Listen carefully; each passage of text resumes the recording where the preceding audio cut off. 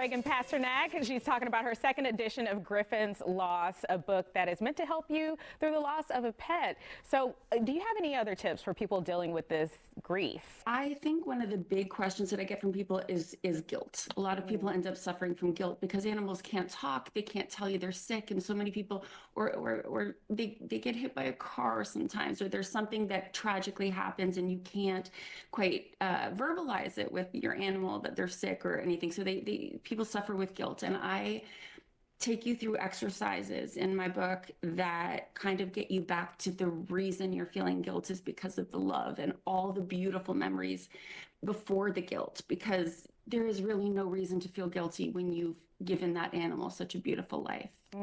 I think one of the things that helped me was remembering like the good times. Were there really happy times that you had with Griffin that helped you through that time? Absolutely. And that's also incorporated in the book. There are, memories of why you named them the name, how your being got its name. That was the name of that chapter. There's the first time ever I saw your face is another chapter. Just remembering those moments. And honestly, they really untangle that feeling of sadness, and they really do get you back to the love. And that is the key to grief, is getting back to the love. How did you come up with the name Griffin? Griffin was actually, it's so funny. Griffin was one of those ones that just came to my head. He just looked like a griffin, and I had a few other names in my head to choose from, and Griffin just suited him so perfectly. I don't know. The second I saw him, I'm like, you're Griffin. I don't know why. Yeah.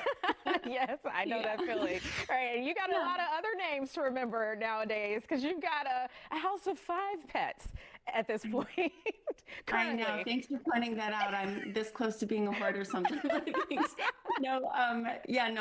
I have this beautiful home full of animals now. So I have 2 dogs, Stella and Luna. And Stella's a giant Great Pyrenees rescue that I got from Canada, who's my heart and soul. And then Luna's my son's heart and soul.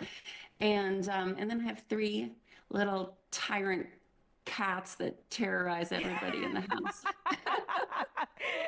Yeah, in the book I walk you through how those guys got their names. It's much more fun and interesting than Griffin's was just Yes, those cats there, that can be trouble. So I love them, but man, oh man, those guys, they monopolize my life. They know they have control over me. Have you always been an animal lover? I was born and raised an animal lover, completely always. It's been in my blood, but it just kept growing. Yeah, it kept growing. Sometimes I'm thinking I'm destined to just live on a ranch somewhere so I can just, rescue all the animals that I can. Yes. All right. So you've been in a lot of productions. Have you ever been able to work with animals in any of your projects? I think I actually did. I think my first big series was a Disney series, and actually I'm remembering that there was a tiger I got to work with. That was kind of cool, actually. Yes. And so since then, yes, I did on Being Erica. There was a pug that my boyfriend on the show was trying to incorporate the pug into our life, and there are so many bloopers of me not being able to hold it together because this dog was just a comedy routine of itself by accident, So I have actually. Yes. All right. So you've been in Hollywood for quite some time.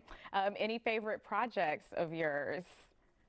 I feel like my favorite project is always the last project I worked on, because I really do. I'm so blessed to love my job, and I really do. So I've been doing a show out in Atlanta called Miss Pat for BET. Yes. I do love that show because the people on that show are just so incredibly talented and funny, and just make me feel so welcome there. And I love Atlanta. So I don't know. That's, I guess, and that just got picked up for a 5th season. So that's a pretty big deal. Yeah, that is a huge deal. 5 seasons. Congrats on that. Really. What is the funniest moment you've had on that show? Oh my gosh. I'm working with the comedian Miss Pat. So it's kind of nonstop funny. There are so many moments. So I'm the the neighbor who's just kind of a little bit clueless. And like there have been many moments where where I'm knocking on her door and she opens the door and I just burst out laughing like immediately, just seeing her face. Go watch her specials. You'll see what I'm saying. There's no one in this world like Miss Pat. Yeah. Excellent. All right.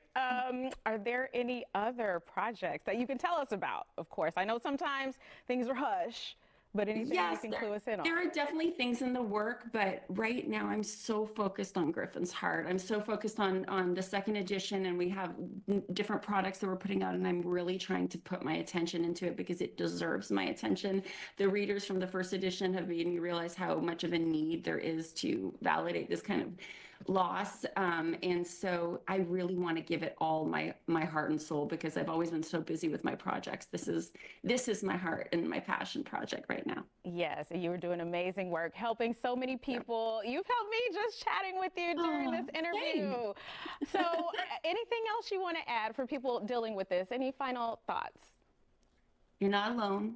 You're absolutely not alone, and reach out to me, reach out to anyone who gets it. I call it, I have a chapter of people who get it, and just know that it gets easier. And I love you for just loving animals right away. If you love animals, you're special, yes. In my opinion. So there you go. Indeed. All right, we got to support you. Where can people find the book? So griffinsheart.com, you can see all the rest of the companion products. There's candles and a blanket and more coming. That's griffinsheart.com. And then I'm at Reagan Pasternak, and reach out to me anytime. I love hearing from other pet lovers, and I try to respond to everybody.